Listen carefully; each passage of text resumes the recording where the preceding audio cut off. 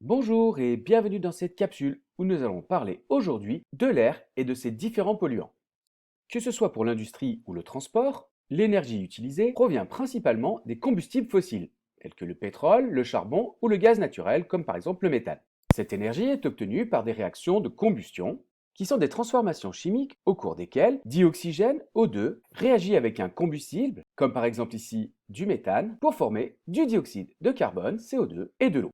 La combustion des hydrocarbures est souvent incomplète et les combustibles sont souvent constitués d'autres éléments que le carbone ou l'hydrogène et de nombreux autres produits comme du monoxyde de carbone, des oxydes d'azote ou des oxydes de soufre sont rejetés par les transports et les activités industrielles. Parmi les polluants que l'on retrouve dans l'atmosphère, il y a d'abord les gaz à effet de serre comme le dioxyde de carbone, certains oxydes d'azote, du méthane, des gaz fluorés qui ont pour conséquence d'induire du réchauffement climatique, mais il y a également d'autres polluants comme des composés organiques volatiles, de l'ozone, des oxydes de soufre ou d'azote et des particules fines qui vont avoir des effets directs sur la santé des personnes. Il est également intéressant de savoir que chaque carburant, qu'il soit d'origine fossile ou issu de la biomasse, ne produit pas la même quantité d'énergie. L'énergie massique libérée lors de la combustion d'un carburant peut se mesurer en mégajoules par kilogramme, ce qui représente l'énergie libérée lors de la combustion de 1 kg de cette ressource. On voit par exemple dans ce tableau qu'un kilogramme de charbon va libérer environ 20 mégajoules d'énergie, 50 mégajoules pour 1 kg de gaz naturel,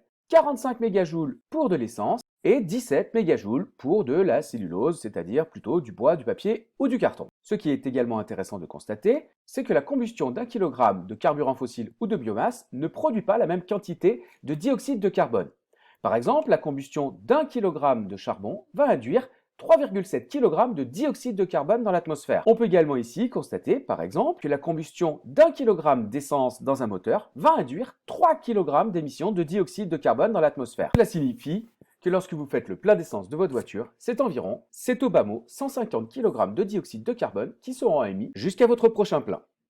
Voilà, j'espère que vous en savez un petit peu plus sur la pollution de l'air. N'oubliez pas de compléter votre questionnaire en ligne et moi je vous dis à plus en classe.